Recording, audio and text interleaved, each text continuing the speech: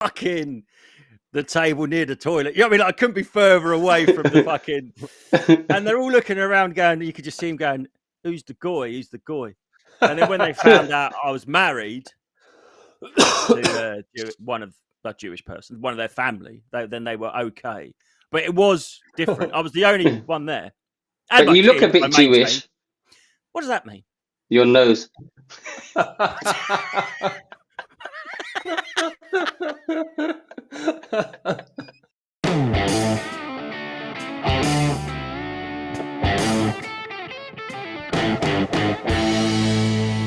Start a game. Welcome to another episode of the Reesby Podcast. Yeah, I got it wrong. I've got men on my mind. Men on my mind. Joined by Jussie P. And formerly Mr. Hate Speech, aka Controlled Opposition. And this week I just recently read The Zionist Apologist. It's Mr. Leo Curse. The Zionist celebrist. Zionist celebrist.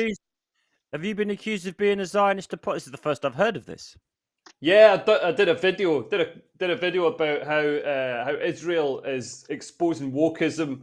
Yeah, basically, I want to get into Hollywood. I know what way my butter's toasted. So I've got to get in there. Your bagel.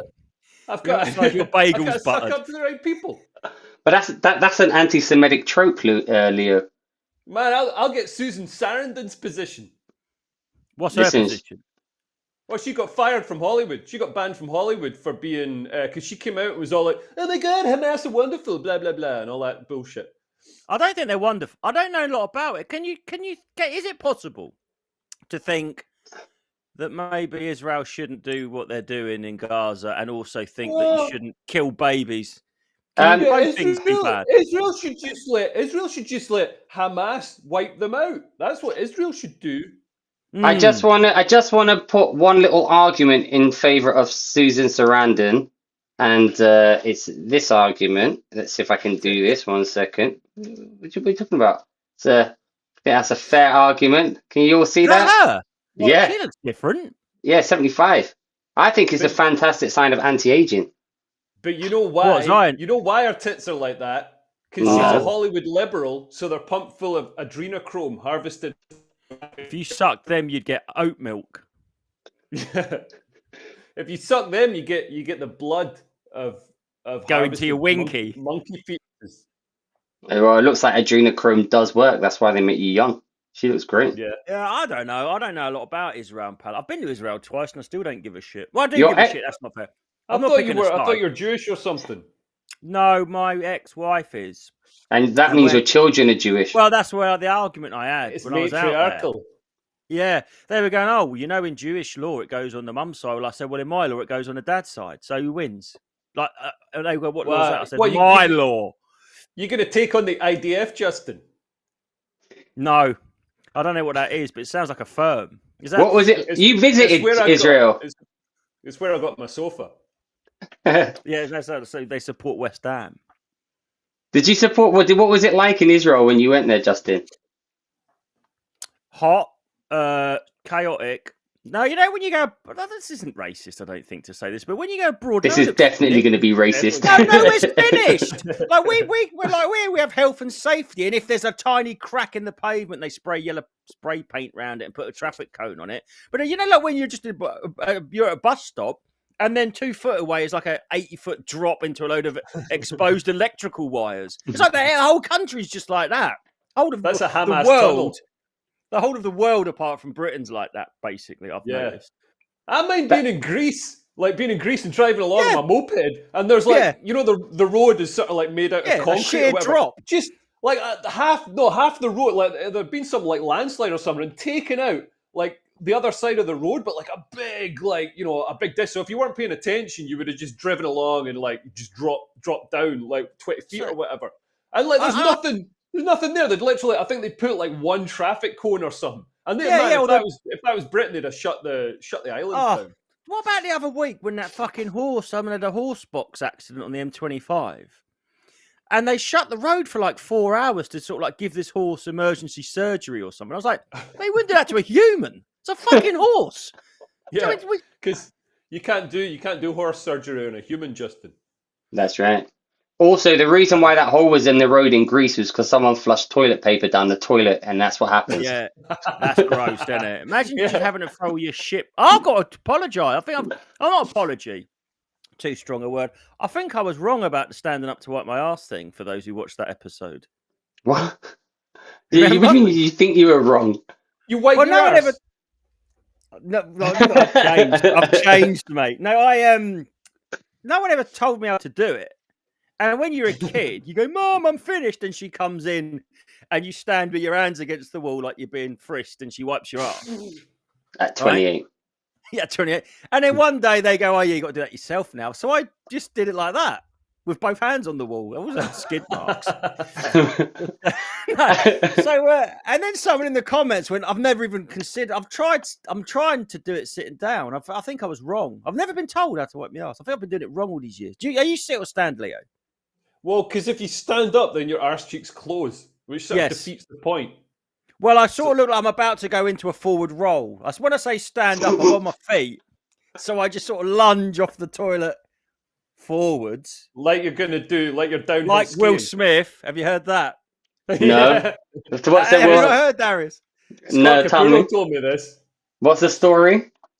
Yeah, his best friend of 40 years, according to the bloke, I don't think I'd say this is a good friend, has revealed that he went into the trailer and Will Smith was on all fours getting fucked up the arse, basically. And that's They don't why normally he's show- in... Well, they that don't means normally he's. show stuff like that in Hollywood trailers. Yeah. Hey-oh, But that means he's due a career renaissance if that is true. well, They'll be that's like, why well, they he's reckon perfect. he's been tolerating that awful fucking woman in that abusive marriage. Jada Pinkett. Have they broken up now, though? And apparently they always had an open relationship. Well, broke up in 2015. I watched a video about them. Some YouTuber made this video. And I'll tell you a question I've got to ask. I was watching them on the... she had this YouTube series called like the Red Table Talks, and she's got him on there and he's crying, so he probably does take it up the arse. And, but their banter, their patter. And this is the thing, right? So he just says something. They'll be talking, and then he'll just say something in a sort of like quite offensive accent, and they think it's funny. So he'll be going like, because they're sort of like Hollywood elite stage school kids, aren't they? Really, Yeah. right? Mm. So they're talking, and she's like, "Yeah, I got into an entanglement with August." He's like, "Oh," he's like, and then he'll say something like, "She go, I got into an entanglement with August," and they're talking all like this, and then all of a sudden he'll just go, "Oh, you done did that," and they think it's hilarious, and I'm like, "Is cultural appropriation just mean you got to be as long as you're that colour, it's all right?" Do you know what I mean? Yeah, that's exactly what it means. Oh, Yeah. good. Glad you Obviously. solved that. Good pod. And you know why? You know why? You know why? Because none of the woke white people who'd normally like destroy your career would be able to know that there's differences. They just see. Well, black does people as a culture just homogenous mean blob. race then? Because I think like there's that black hip hop culture that he sort of taps into, and that's as alien to him as it is to me. He just looks like he could be in it, if you know what I mean. Is that all it means? Will Smith. Well, you know Well, what I mean, yeah. This He is did basically Couldn't what. Shake the Room. He's right at the fucking epicenter of hip hop culture. But this is like this is like This Wild Wild West. this is like your original cancellation, Leo. One of his first cancellations when Leo made the point that the BBC has lots of different shades of comedian, but they're all the exact comedian, the same voice, the same opinions. So it's a similar kind of argument. It's class, yeah. Yeah. Similar argument. Someone speaking class and comedy being that I saw today that the accommodation for this year's Fringe Edinburgh is meant to be like way higher than usual, the highest ever again. So it's going to be all Oxbridge twats, isn't it? Yeah, Henning Venn posted about it. What's happened is so he was quoted like it was $10,000 for either a like 1-bedroom flat or a room in a flat or a 2-bedroom flat or something. Anyway, like whatever it wasn't very much for the $9,000. But what's happened is the SNP, they brought through rent caps. So lots of landlords left the market. They're sort of punishing landlords. They made it a dirty word, so nobody wants to be a landlord anymore. There's all this regulation and stuff. They also stopped landlords. Landlords used to have an agreement with students in Edinburgh that they'd leave during August, and then the students get cheaper rent for the rest of the year, and it gets subsidised by the landlords filling it with all these people going to the fringe. The SNP came in and said, no, that's illegal. Because obviously, like, whenever there's a voluntary arrangement between two people, like, the government's got to get involved and fucking ruin it. That's just what if the government doesn't do that, then the government can't steal money off us. But so what that's done is it's drastically reduced. People are just talking about the price, but what it's really done is reduce the number of properties available. So that's reducing the audience. So you can't really have a fringe festival without an audience. What was what was the SNP's argument for what was the SNP's 2016, you just got it in a nutshell. That's exactly what my fringe was like. Yeah, but what was the SNP's argument for doing that? Why did they decide to? I mean, obviously the real argument, they want to make money or you whatever. Mean excuse? Yeah, you don't mean argument. You mean what was the excuse? Why did they do that? That's just basic socialism. It's populist socialism. So things like rent caps are really popular with even, like, if you look at Labour supporters, the Green Party, all these people, they all think rent caps are amazing. But what rent caps do, it meant that the rent in Scotland actually went up because there's rent caps on existing properties. So landlords that had existing properties just sold up. But any new properties coming onto the market went on at a way higher price because they knew they wouldn't be able to, like, raise the price. So the immediate effect was fewer properties, much higher prices, and, like, long term, it means that there's fewer properties being built, fewer properties being refurbished into, like, HMOs, like houses of multiple occupancy. So the rental market gets smaller. So it completely screws and where it's been happening for decades, like New York, you get these rent controlled apartments. Yeah. So they can't put the price up. So they're like a quarter, whatever. So what that means is everybody illegally sublets. But so people end up paying the same amount. They end up paying the market price. It means people can't, like, move. It stifles the economy because people can't move because they don't want to lose their cheap apartment, and it reduces the investment in those apartments because people, like, you might be paying the market price, but you're paying all this, like, layers of illegal subletting, and then none of the money's going to the landlord. And the landlord's like, well, I'm not investing in doing this place up because I can't charge more money for it.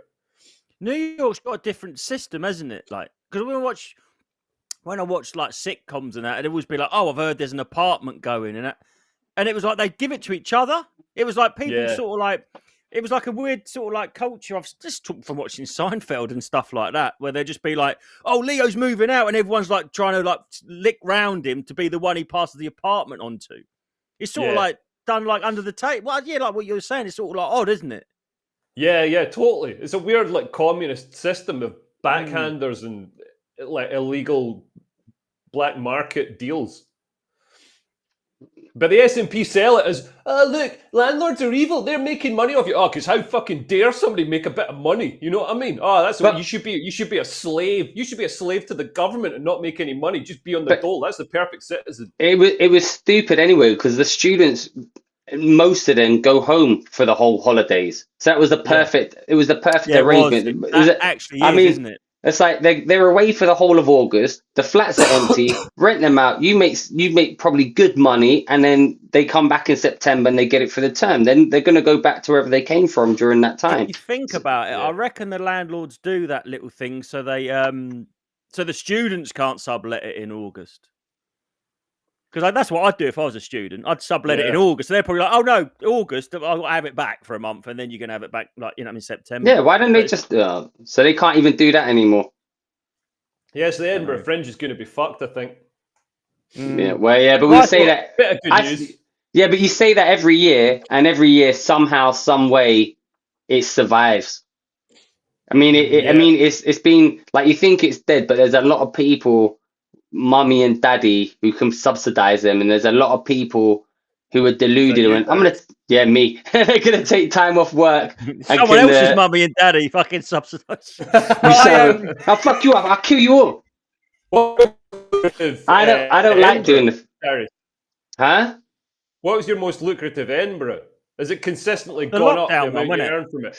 Well, the lockdown one was obviously you can't, I mean, that's an anomaly. That was probably the highest. But actually, touch wood, I do okay from Edinburgh. But, we don't we've got good shows now. We know how to market it, and we're not chasing. Depends what you want from Edinburgh. I think if you want to do Edinburgh and I want to get nominated and do all that, you're not, and you will know you're getting nominated before you go. You're going to end up losing money if you think you're going. Well, just like all the people who've been nominated are going to be put up for the award. Just look at the Soho Theatre bookings in September, and you know who already they are, right? It's like, oh look, somehow, or they managed to pick all the award nominees, right? Yeah. But if you go to Edinburgh and you think that and you're not one of those guys, you're gonna probably lose money. But if you go up there with the intention, I'm gonna make money, and you do it properly, you can make money if you decide like I'm gonna do a really basic show. So for example, Ollie did a show this year, and it kind of shows you how like fickle audiences are. His show was all called like 5 headliners for £10. Didn't matter who was in the show, it sold out just because of the name. So people, you just need like a real basic name, which is actually, I think, one of the problems for Hate and Live. Is You're like doing 5 headliners for £9, aren't you? £9.99. 5 minute abs. Yeah, but exactly. People love that. Ollie would need a bit more than 5 minutes, I think. But 5 hours. What venue was he in? He did. Do you remember the C venues? So they that were on the grass market. Rick Mullen took them over as hootenannies, and he did the shows there now. So they're pretty good. So it's decent. But Justin, other than back to the main point, I said, what was Israel like? Other than their laissez-faire attitude to health and safety, what was like the culture like? How did you find it? Well, I actually found it's very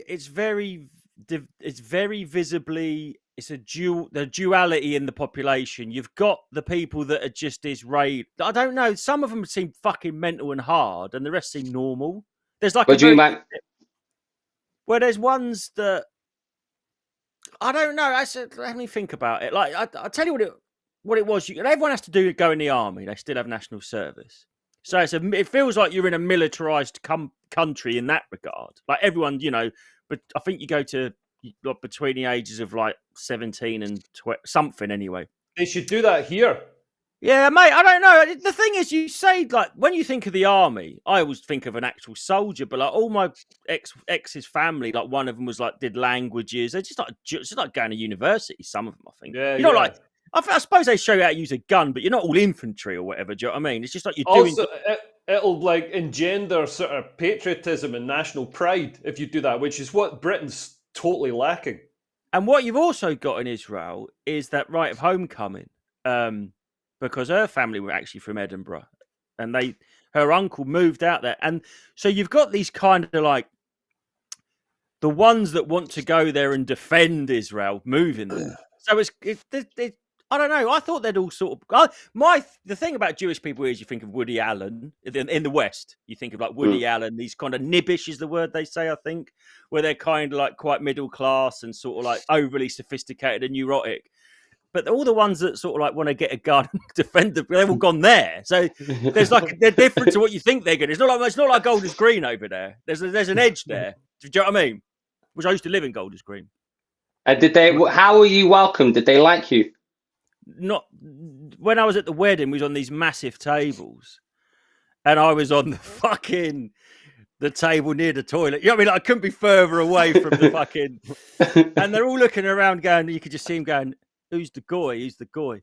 And then when they found out I was married to one of that Jewish person, one of their family, then they were okay. But it was different. I was the only one there. And but you look a bit Jewish. What does that mean? Your nose.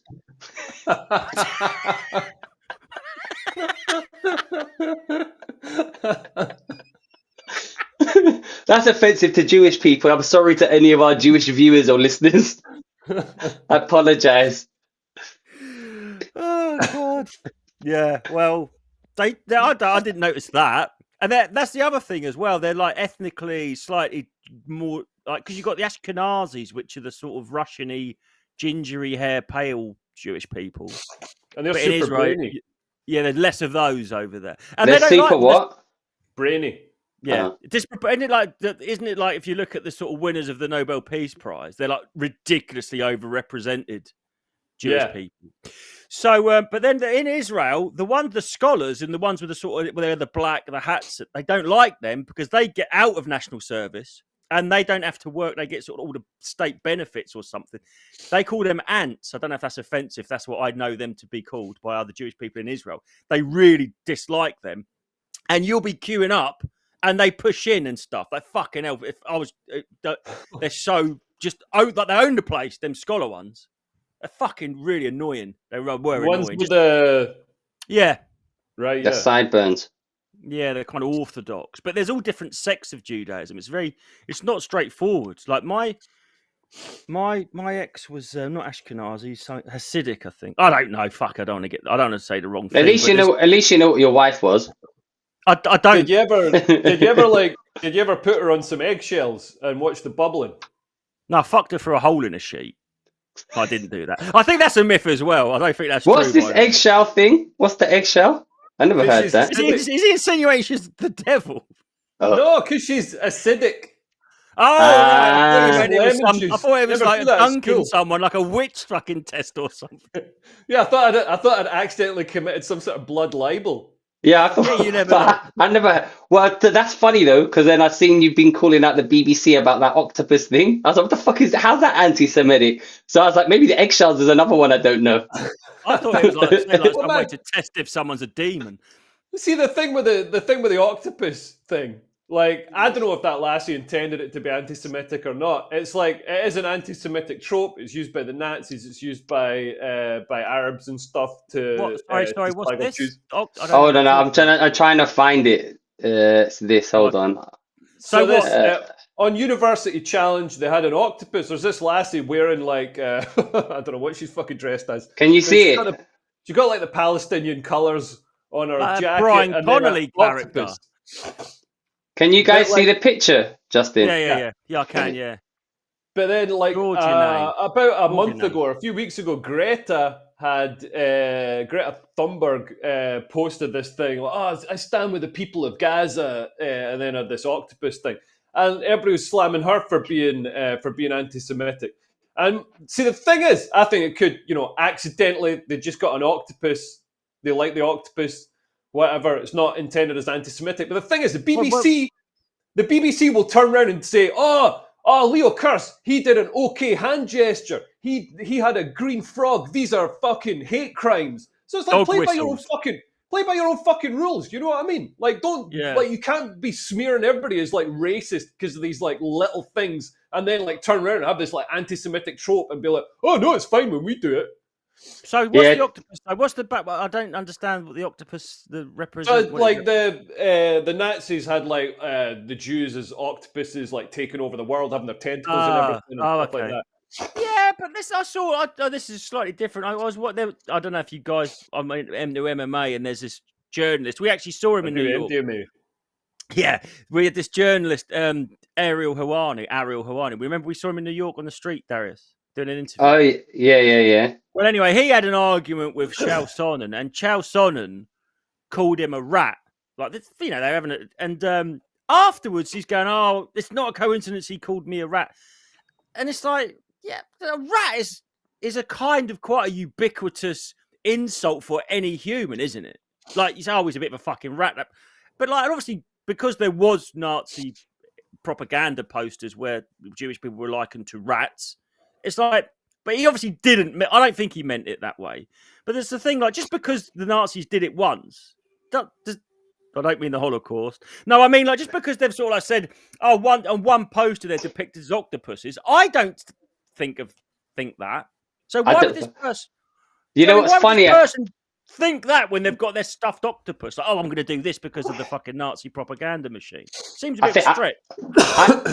I think this is brought up like a whole new thing. Like, I didn't even know the octopus was anti-Semitic, but also, and I agree with Leo because I'm pro-Palestine, that I thought that meant A-OK. But now I'm a massive racist because I've just flashed white power sign on the thing. Isn't it 3Ks? Isn't it the KKK or something? Yeah, It's, but no one. so it stands. It's the like W and then the P. That's it. I knew it's like blood. I can do that. Funnily enough, like, because I researched all this I did a video taking the piss out of hate symbols, and so on 4chan, a lot of these things start on 4chan as a piss take to see if they can get it into the mainstream media recognized as a hate symbol. But then, like, it gets like the mainstream media do you actually pick up on it and say that genuine Nazis are using it, and then it becomes an official fucking ADL listed hate symbol, even though it's just like a bunch of 14-year-old kids on 4chan. Yeah, fucking about with like that Kyrgyzstan or whatever it was called, wasn't it? Yeah. It was like a country with like a fucking the president was like a frog or something. Yeah, Pepe the Frog. But that's how the media works, right? Because there'll be no story. Someone will tweet like, "Oh, this is rubbish," and the news will go, "This person said that they found this thing offensive." People will read the article, then everyone will get angry about the article, which will create the offense. So then they've got the news story they want. So so that's exactly how they operate. Did you see Elon Musk is suing Media Matters? Not just suing them in the civil court. I think he's also filed a criminal charge against them. So Media Matters are a sort of media watchdog that find hate incidents and then flag it with advertisers. So they did this recently and showed IBM and all these different advertisers like, look, Elon Musk's Twitter is showing your adverts next to these hate posts or whatever. But it turned out, or I think this is what they're alleging, that Media Matters posted the hate instance and then quickly screen grabbed the thing next to the advert before, and like Twitter do actually take hate stuff down pretty fast. So Media Matters were generating it themselves to then show, and obviously Twitter, because they've got access to the back end, they can prove it. There it is. Yeah, I saw that. Well, the whole of that Media Matters thing, they realize now that they can't compete, like they say in the fair fight. So they screenshot something to look incriminating and scare, and because now Twitter, you can say, it's more of a bastion for free speech, so they're trying to shut it down. Yeah. So he said he's going thermonuclear, didn't he? That's what he said. Well, if you think about it, do you two know about Operation Mockingbird? I heard the word. Yeah, Operation Mockingbird is where the American government's agencies, like the CIA, I guess, were actively using media to put out their messages, right? So they sort of it's basically the CIA controlled media and what you saw, and they could influence the populace's opinion by using media as an arm of the government propaganda. And then in 1996, you had that communications bill. I think it was under Bill Clinton, where they removed the kind of like ban on media monopolies. So that's when you started getting like Murdoch owning the fucking, the same bloke could own the right wing paper of a city and the left wing paper of the city. So from the 90s, the CIA had media sewn up. Well, now you've got this new media, which is unregulated, or not unregulated as such. But yeah, I guess that is the word for it. So now they've got to sort of like do that, but in a more pernicious way. Do you know what I mean? They can't come to... I mean, that's what YouTube's doing. I mean, fucking YouTube's such fucking... Like, when you see what they put their misinformation banners on... I mean, I think I posted one in the group the other day, but it was like... I was watching a video that was about now, like, vaccine injury, and now it's actually coming out official, this one. I think it was the AstraZeneca one, like, starting to be sued. And underneath, it was like, oh, get the real information from the fucking people that are now getting sued in the video I'm watching. Do you know what I mean? It's absolutely... Can you hear me? Leo's gone weird. But I don't know, Leo will come back online. Oh, sorry, I could just hear him murmuring. I didn't know if I'd frozen. But yeah, so it's like... so they're just doing that now by doing it by hate speech. They're using hate speech as a way to control and shut down. But it's just an extension or the second coming of Operation Mockingbird, I guess. Do you see what I'm saying? Yeah, well, I completely agree. But what you said? You mentioned the vaccine. What about the news story that dropped about people who stuck by the COVID rules are more likely to just Leo's back. Is he back? Okay. Guest is in. Hold on. Right. I think my internet just dropped out or something. Are you in? Where's left? Are you off? There you go. Yeah. So anyway, Leo, basically all I said was Operation Mockingbird was how the CIA hit up all the big media companies and newspaper companies to sort of like control the message, and they now need to do that with this new media, the internet, and they're doing it through more backdoor pernicious things like cancelling and shutting things down. And they're looking for hate crimes that aren't there to pick and choose whose message they want out there. Well, this is why Musk bought Twitter, because Twitter were colluding with the FBI, colluding with the Democrats. And it's very dangerous when like a political party colludes with like a branch of executive government. So the FBI shouldn't be doing the bidding of a political party. But they were silencing totally valid stories about the laptop, weren't they? They had the laptop, letters going, do not report. And that could have totally swung the election. You know what I mean? Instead, we've got to wait until 2024 to get Trump back in. But do you think Trump will get back in? 100%. He's like smashing it in the polls. Did you see him at the UFC? Did you see him at the UFC in New York? No. Oh my God! It is the loudest. They reckon the crowd went insane. Here, it was like Joe Rogan said. It was like the right-wing Avengers. Trump, Kid Rock, and fucking Tucker Carlson all came walking into ringside. Hold on, I've got the video. Hold on. Bill Burr's wife flipped the double fingers at him. But Joe Rogan reckons he's never heard an ovation like it. Hold on. And you think he does arenas with Dave Chappelle and he goes to all the... Yeah, they all come walking in. Like Kid Rock. Make it full screen. Hold on, I'm going to do it now. I'm going to turn it down a bit. And this is in New York. Actually, I won't turn it. Liberal New York. This isn't in fucking bumfuck Alabama. Do you know what I mean? This isn't his crowd. I know you would say an MMA crowd might be a bit more conservative. But I'll play it, then I'm going to pause it after 10 seconds, then play it again. Right.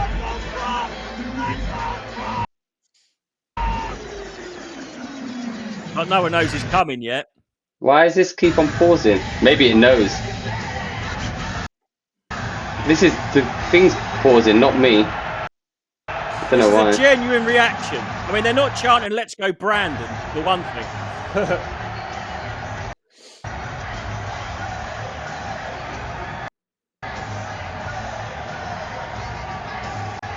He's coming out to the Undertaker's music. I think it's a Kid Rock song. Yeah. Rock's with him. Who's that guy? Is that Dana? What's his face? Yeah, Dana White. Yeah.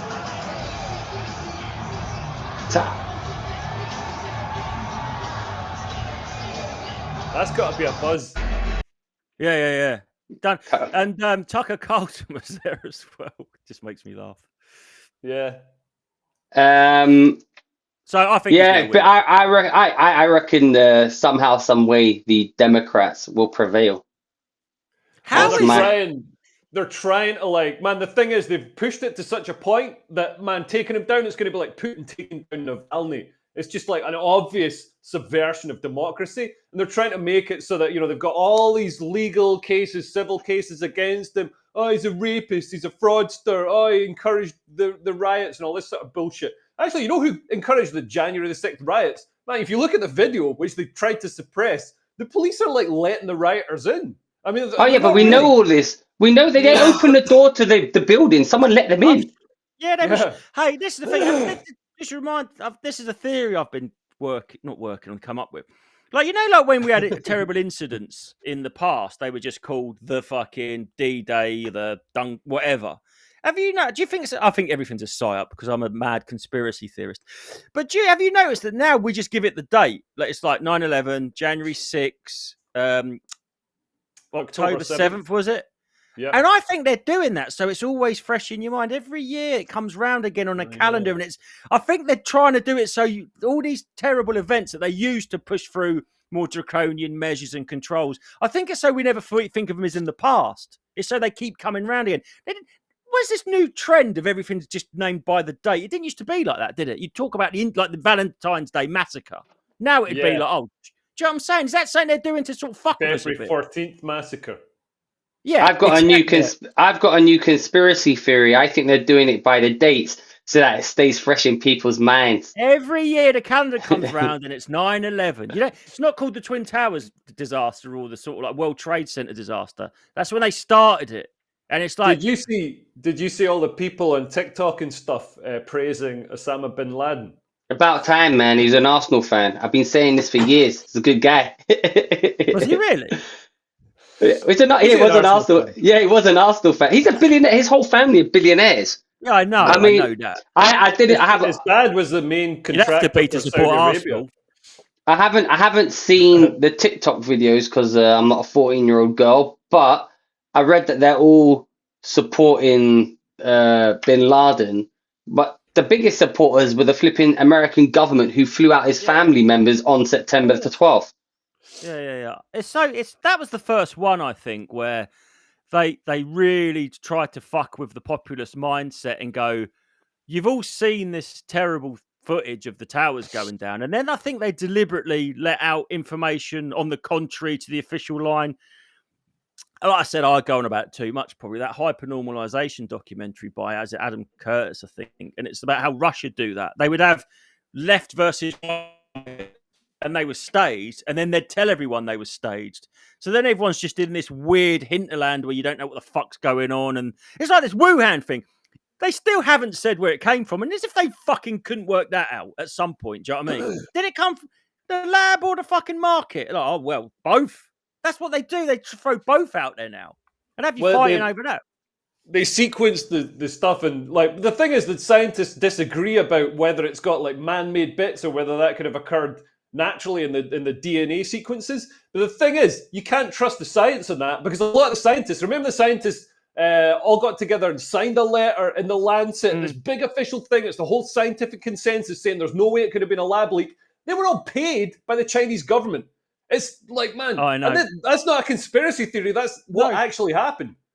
But this is the thing, people. The other thing about that, which fucking pissed me off with the whole COVID. We've got to get to the COVID section. With the whole COVID thing, is you'd say, "Oh, I don't know," and people go, "Oh, are you a doctor? Are you a doctor?" And I go, "Well, you ain't a fucking doctor." And they're like, "Yeah, I'm listening to doctors though. I'm listening to the science." And then you go, "Well, I'm listening to a doctor. His name's Peter McCulloch." And they go, "Oh yeah, he's been discredited." You go, "Why?" "Oh, because he spoke out against COVID." So I remember back. So you couldn't. If you spoke out against it, it doesn't matter if you were a doctor. They'd just discredit you and strike you off. So that "you're not a doctor" argument was disingenuous to begin with.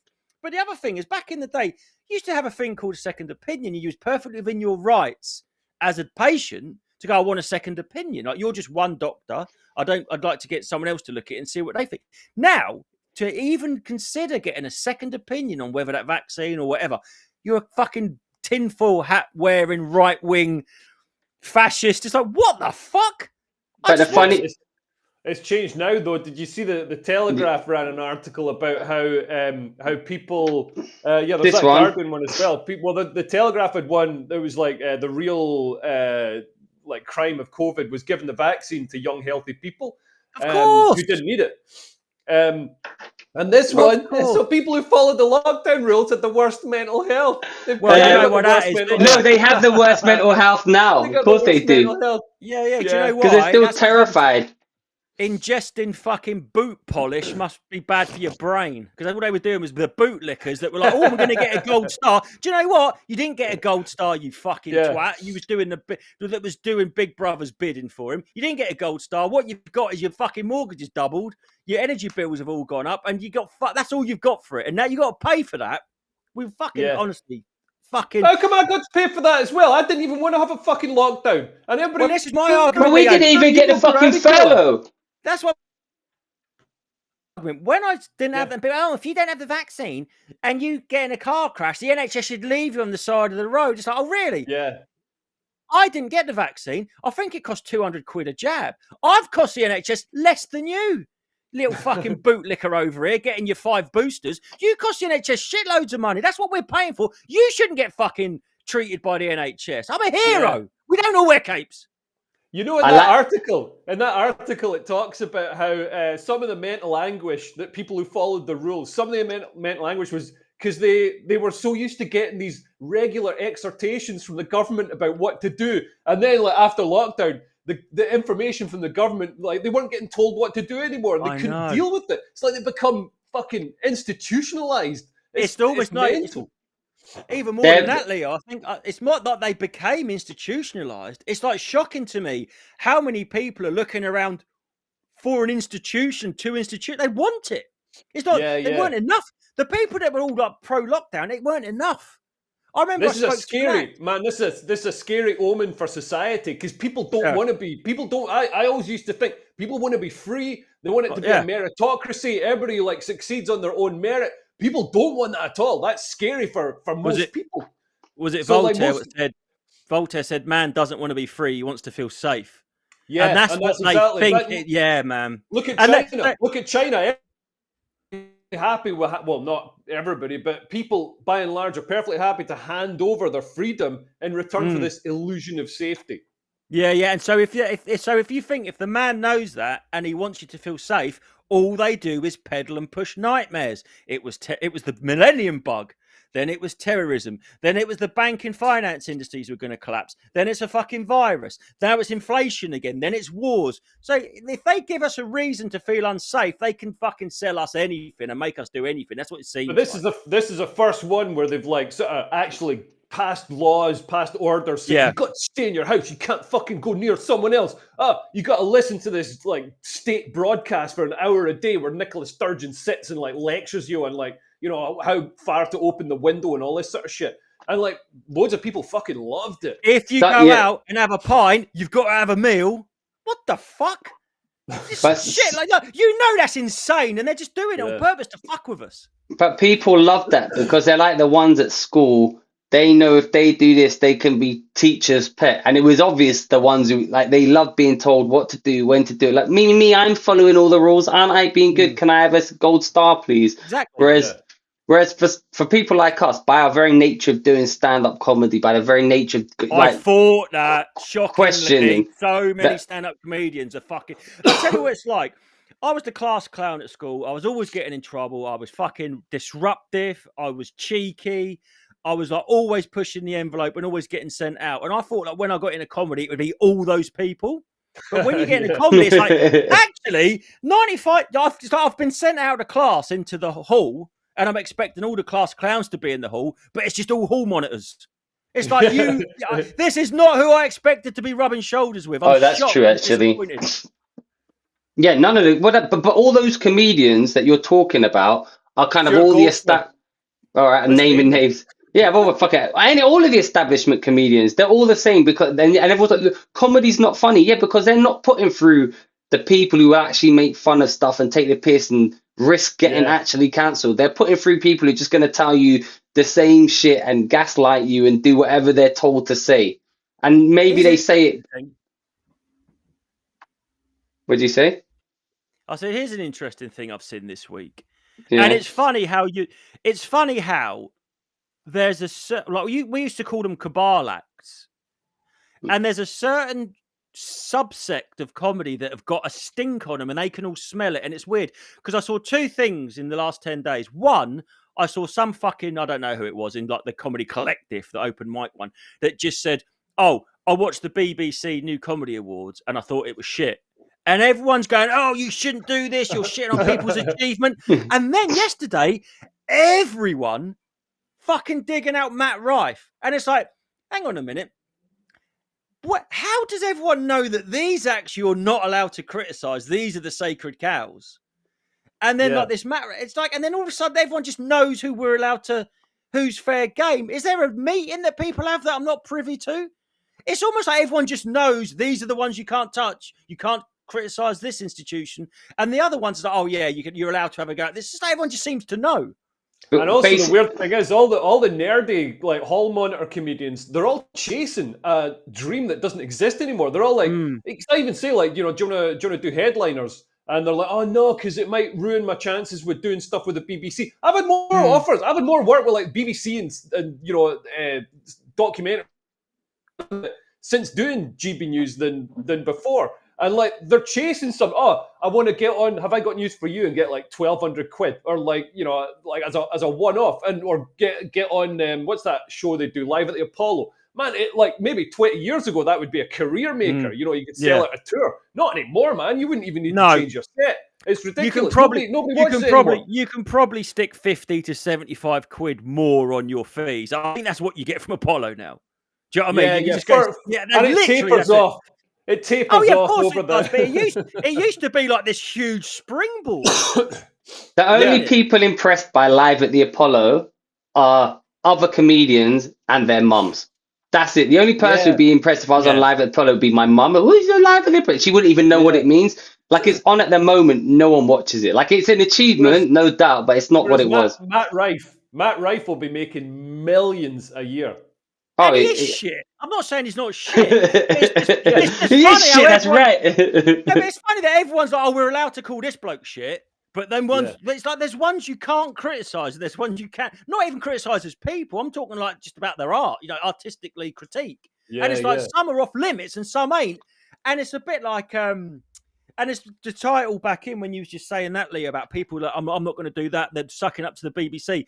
I think to tie it in, that's what's happened with this mental health and the bootlickers, isn't it? They were sort of like cozying up to this big institution they thought would welcome them in. But like you can suck the BBC's balls and do all the things you're supposed to do, and then at the end of the day, they're still going to go, "Oh no, you're just not what we're looking for." So Yeah. if you do all the sort of like arse licking, and then you Yeah. still don't get what you want, I think it's sort of like a bit of a harsh reality check, isn't it? Too late. Yeah. So I think that's why they're struggling now. The bootlickers that did it all, and I think it's really unhealthy. I know I think it's a bit apocryphal. That's this at Stanford experiment, but I think it's really unhealthy to start grassing up your neighbour for taking his second walk of the day and doing all that stuff. And then now it's all sort of like over. I think people might be feeling a little bit guilty or sort of like, Yeah. oh man. I might go on Facebook and fucking, these like low testosterone nerds like Matt Green. Like he was posting on Facebook being like, oh, my neighbours are having a barbecue and I think there's 7 people instead of 6. Yeah. It's like, why don't you fucking close your net curtains, you fucking twit curtain. Yeah, But that's you the whole nosy thing. fuck. That's the whole thing. That's the whole thing. Like when we had like the things that we all had to do, like the blackout in the Blitz. Do you know what I mean? It was like, for fuck's sake, draw your curtains so the bombers can't. You go, oh, that makes sense. But this whole Yeah. the 7th person, or you got to have a substantial meal and then you can go out. It's like, what the fuck? Yeah. It's like, because it was not logical, we all subconsciously knew, and they wanted us to know it was draconian and it was just them fucking with us. It's like what abusive people do, isn't it? But you know what they're going to do now? Watch out for this. This is what's going to happen. They're going to slowly rewrite what happened during COVID. They're going to try and change history. And they're already, like, the funniest story I read about changing history today is the following story. And it's this story on none other than the BBC, where they said, a museum reclassifies a Roman emperor as a trans woman. Like, how convenient, just like in 2023, this is Roman emperors being classified as a trans woman. And I read it, and basically what the story is. Sorry for this. She's a bit of a sort. But you know what the story is? Basically, this emperor, I think, basically got treated like a bitch. And the last time he was like, the people who are writing about him from the historians were referring to him as a woman and calling him basically like a bitch. And he got fucked by men and he's a bitch. And now they're using this thing, which for like the last however 1,000 years is like, he was a bitch. And now they're saying, oh, no, this is a trans woman, just to gaslight and provide more information and stuff about that stuff. But this article is nuts. Like it says, hold on, let me find this thing at the bottom. I've got to get the door. Pronouns, something reflect dismissing it. We know that this guy identified as a woman when clearly you don't know and identified as a woman. But anyway,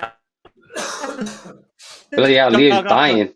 What have they dug up a new little bit of pot that says he was a fucking woman? Like they're obviously like, the thing about history is it's finished.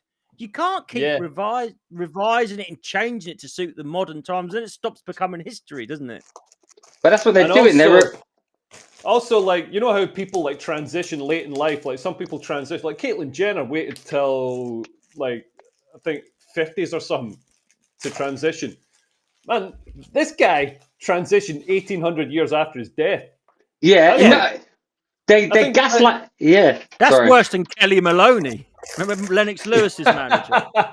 But it's what my point is. They're now changing history to fit in with today's relatives narratives. Yeah.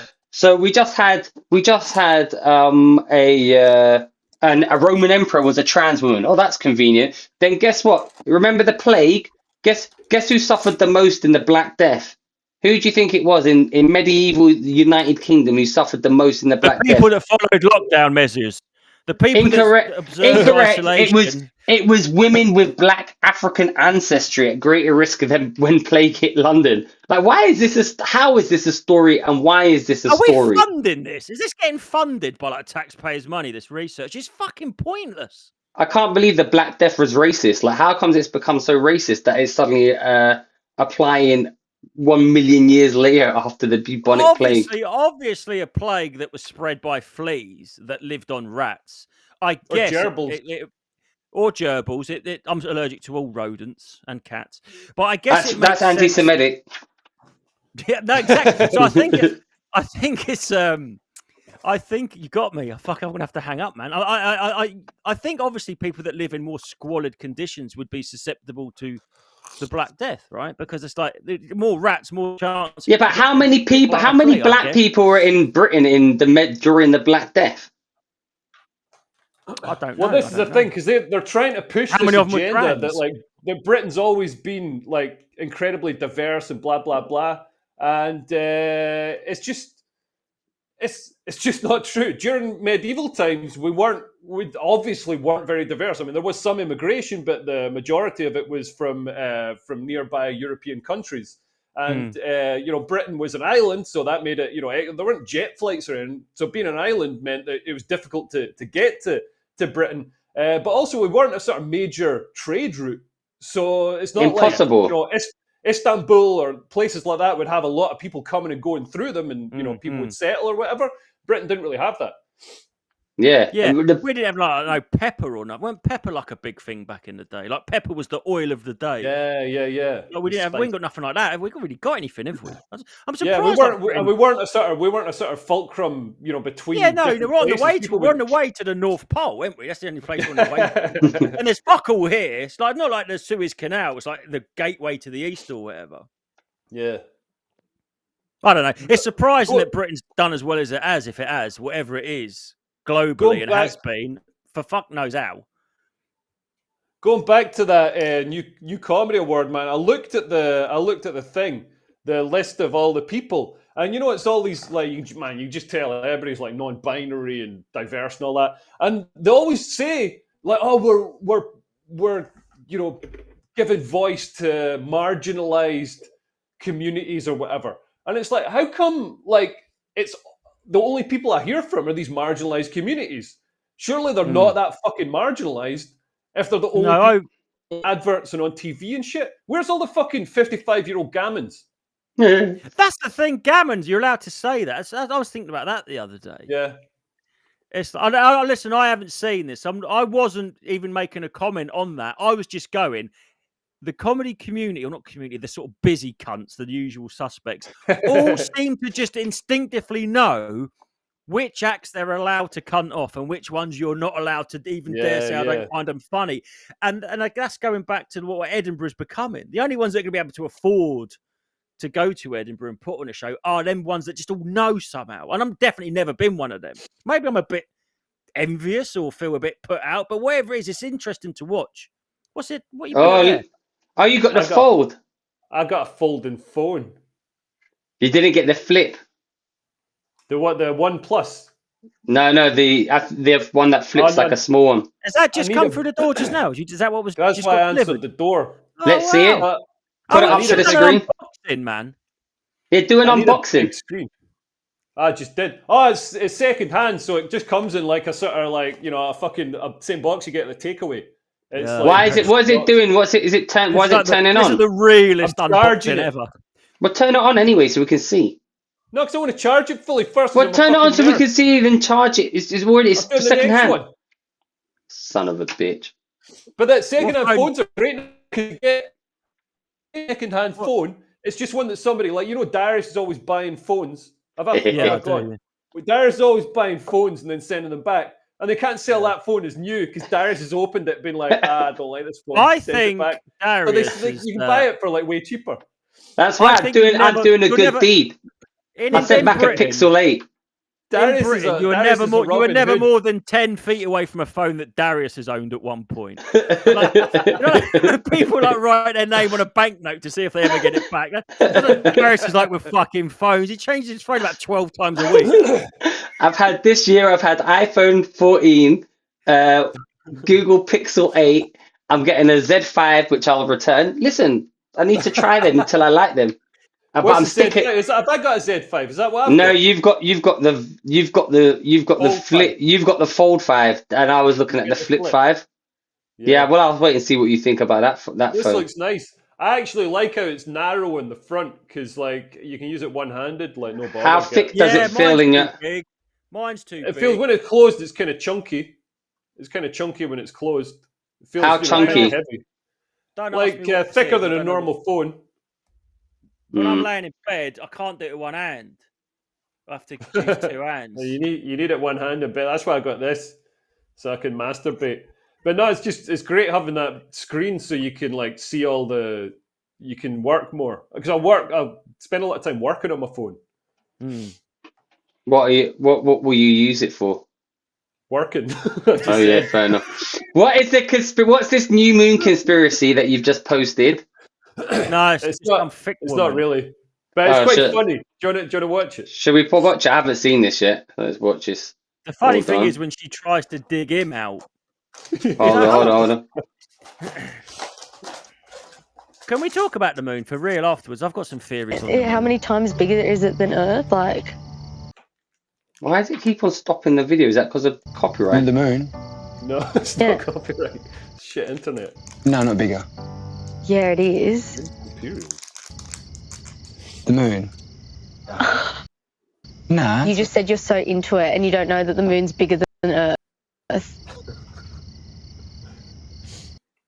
No, it's not. Yeah, There it but she is. looks so intelligent. I don't think it is. It is. Wait, the moon's not bigger than The Earth? moon is bigger than Earth. Well, look out the window. It Look how surely big the has Earth to is. It's big. Yeah. be. Because when you're looking at the moon from Earth, it's huge. But, like, it's so far away from us. I'm convinced. She's convinced me. That's a good argument. Do you know about when Samsung didn't tell anyone they had an AR filter on the moon in their camera? Do you know this, Darius? Phone boy? Yeah, I know this. So basically, Samsung said they've got like they got Astro mode on their phones, and they were just basically doctoring the pictures. So it wasn't AI. actually. Yeah, but no one knew. How would you know anyway? But that's not the point, Darius, because there's bullshit. Like, do you know that your brain does that? Do you know that your brain AI augments the moon? There's something going on with the moon. It's weird. Like, I was looking out the car window at the moon, and it looked fucking, when it was like that big moon, it was like the super moon, like back. And I went to take a picture of it, and it looked really small. And I was looking at it in the frame of my car window. I was driving along at 80, but I was looking at the frame of it in my car window and going, I want to get a picture of the moon in reference to the frame of my car window. And it was smaller than it looked. And I thought there's something going on where we've evolved that the moon looks bigger, right? And then I've done a bit of research, and apparently, right, if you stand with your back to the moon and bend over and put your head between your legs like I wipe my ass and look at the moon, it's smaller. It looks smaller. There's something in our brain. You sure you're not looking at your own anus? Yeah, might be. It's because you're further away from it. What, by looking at it upside down? Yeah. Do you have to have your trousers down? Or can you just... You do. Do you have to be sucking yourself off? Running up, like Will Smith's mate. No, but there's something going on with the moon. And I don't want to get into the moon because everyone thinks... I look at the moon and think about the moon every time I see the moon. I looked at it last night for about an hour. The one weird thing about the moon is that, like, when it goes in front of the sun, it's like the exact right size to just cover the sun. Yeah. And that's weird. I know. 52 times bigger. That's called an eclipse. Yeah. Yeah, but the other thing about the moon, of course, is I've seen that fucking complete cunt dog shield going, oh, we know the Earth's round. What's the name? Because it went all weird. The sound went weird. Neil deGrasse Tyson. Oh, yeah. Is he not dead brainy? is always just sounds fucking, brilliant. is just full of shit, man. So he goes that, we know the Earth's round, a globe, because every time we see the shadow of it on the moon, it's round. And the only thing that always gives a round shadow is a ball, right? But the only thing we can really see with a naked eye, and you can't really look at the sun, is the moon. And the moon don't spin round. The moon rotates at the exact same rate as the Earth. So But do it's you know why always that facing is? us. Go on. Do you know why that is? Go on. Oh, it's because the moon, although it's like round and stuff, it's actually sort of imperfectly balanced. So it's Right. not big enough for it to be like the Earth is kind of like evenly balanced because it's so big. The moon has like just slight imperfections, so it doesn't spin because over time, like I'm sure it used to spin, but over time it's just the heavier side And is just pulled towards the Earth, so it's locked always in. an end, Darius. It's very convenient. They've always got an answer. Oh, it's just this weird thing. When I say they, I don't mean you. I mean science. I don't buy it. I think you can see it don't spin round. It's meant to be fucking round, and it don't Yeah, spin but round. But it's locked. It's in a sort of yeah, I it's know. locked towards pointing towards like a the North Pole needle It's always points to strange. the North It Pole. doesn't even deviate a bit. Not even a bit. And here's the other thing about the moon: if the Earth's round, as you That's say. because the heaviest side is pointing us. All right, maybe I'll get that one then. But what about this one? So in Australia, the moon's upside down. Is it? Kind of. Yeah. Yeah. I don't even think about the moon. So when you're on the equator, how come the moon don't look sideways? Think about that and answer me that, fucking Johnny Ball. As you go around the planet, it should rotate, shouldn't it? Because it's locked. I don't know what's Yeah, happening now. when you're in Australia, you're like upside down. So it's Yeah, it's but upside the moon down. is upside down in Australia. But on the equator, 'cause- it's not sideways. Yeah, how does that work? See? I can What's take down the happened? establishment with 6-year-old questions. What? So what do you mean in it's not sideways in the equator? We're in the northern hemisphere, and the man on the moon looks that way up, right? Yeah. In Australia, I've looked at pictures. It's upside down. What man in the But- moon? The fucking craters on the moon looks a bit like a face. Don't tell me you don't even know that. They call it the man I on didn't the know moon. that. What? I didn't know that. On the equator, it's not sideways. And as you incrementally travel down the lines of longitude, or I guess it is, or latitude. Well, is this a slowly. known? Is this a known thing? This man on the moon. Yeah. It's a face. Isn't it? I'm looking at an explanation on BBC Verify. Oh, I don't believe Then it them. must be true. Yeah. Fact check. I just want to say the man on the moon. It might be. I don't want to say anything. I'm just going to say, don't call it a rat. That's all I'm saying. Do not call the man on the moon a rat. That's all I'm saying. Looks like Is that that the- fucking trans emperor. Is that the That's- face? That's Is not that- the one I've seen. My one's blown, winking at me, talks to me, tells me Is to it- go and kill. To Is kill it this me. one? Mm. Yeah, no, that's not what my moon looks like. My moon Well- looks different to that. Oh, I moon can from see Norwich- in that one. Seeing the one like just it looks like a man there. Oh, This but that's one? 'cause somebody's drawn. Yeah, somebody's drawn. What a man about? Hey, on it. what about? They reckon that they lost a tool bag. Someone was fixing the ISS and lost a tool bag, and you can see it from binoculars, but you can't see the ISS. What the What? fuck are they? No, you can. Bullshit. You can see the ISS. You can see when the ISS goes over. I've It looks like a little I've dot. watched It looks like a little dot. Yeah, a little like a star just going. Yeah, so does the tool bag. If you can see a tool bag as a little dot, you should be able to see the ISS. Looks like a pickled onion, fucking Monster Munch or something, doesn't it? It's like a wheel. What does it look like? Like a round wheel thing. A bunch of sort of tubes and stuff with some like sails. Yeah, it's fucking Quick- huge. You should be able to make it out. We It's only should do. about We 8 miles should. away. We should do a best crisps section. Maybe we should say that for the Patreon because you mentioned Monster Munch. Yeah, I know why you 'cause- said it. why?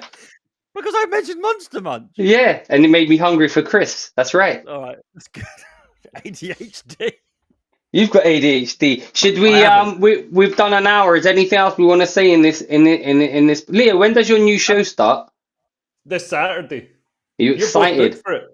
Not that Come you're on. both booked for it, not for the first one, but you're booked for doing it soon. What is it? What's your show going to be called? So it's called the Saturday Night Dog Showdown. whistle. The Saturday Night Showdown. And then what time's it on? What? Tell us the show. 7 till 9 p.m. Yeah. So, and it's going to be like a fun, like going to look through the week's topics, look at videos and stuff, make fun, but with high production values, and nobody's allowed to swear. Have you done any rehearsals? Do you do rehearsals? Or are you just going to do it live? Or how will it Yeah, work? I did a rehearsal at midnight last Tuesday, and just to get the sort of bits, the sort of camera angles and stuff right. Blocking. But yeah. And who is are you excited for your new show? Yeah. That's good. The Saturday Showdown. The Saturday Night Showdown. Is it Saturday Night Showdown? I think it's the Saturday Night Showdown. Well, at least you know the name of your own TV show. I don't even know what fucking sort of Jewish person my ex-wife is. They give him a break. Anything else we need to talk about before we end this week's thrilling episode of the Three Speak Podcast and record the Patreon one where we discuss our favourite crisps? Pringles. No, not crisps. They're not even crisps. What, Pringles? No. Leo, we'll get into this in the Patreon. We've got to set out the criteria. You can't just go wading in willy-nilly to the crisp fucking minefield. True. All right. Before we go, sign up to highpoint.care for all your CBD needs. You'll get. I need a re-up on my ashwagandha ones. Yeah, ashwagandha. And I ate all my sour apple jellies because I found out they were sugar-free. I took some ashwagandha stuff and it cured my cold. Well, how come you sound like you've got COVID right now? Oh, because I've still got a bit Because he's of a not cold. vaccinated. And I'm not vaccinated. Justin throws down the most hideous thing. All right, what were you going to say, Justin, that they work? Yeah, the sour apple gummies at bedtime, 20 minutes before bed. I've used them all. Can I have some more, please? Really work. Because I've got insomnia. I've got loads. I'm going to take some then. I'm going to take this out. Give them to me. They don't work. Give them to me. They're not as delicious as the other ones. Anyway, listen, sign up to highpoint.care. Like and subscribe. Thanks for listening to the pod. Love you long time. Salesman. I bet he's thrilled to sponsor you. They're not as good as the other ones. Anyway, sign up to Highpoint. They're not as tasty as the other ones. But the other ones were tastier. But that was a deliberate thing to stop people eating too many. Yeah, it was a deliberate thing because they were so delicious. They were just sweets. But anyway, all right, we're going to go record the Patreon now. So let me finish this one. Bye. Say bye. Bye. Bye. Bye. Bye.